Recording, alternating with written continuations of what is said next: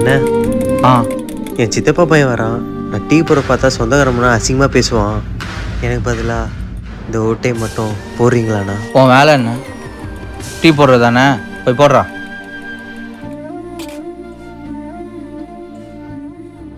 அண்ணா ஒரு டீண்ணா. இல்லப்பா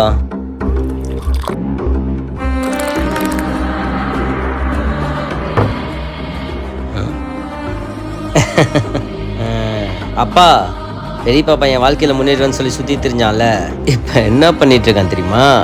டீ கடையில் டீ கிளாஸ் கழுவிட்டு டீ போட்டு சுற்றிட்டு இருக்கான்ப்பா. டேய் விதை வேணுமா? வர கஷ்டமாயிட்டலாம் இப்படி தான்டா பேசுவியாடா? வாடா அப்போடான்னு. சாரி சார், விதை வேணுமா?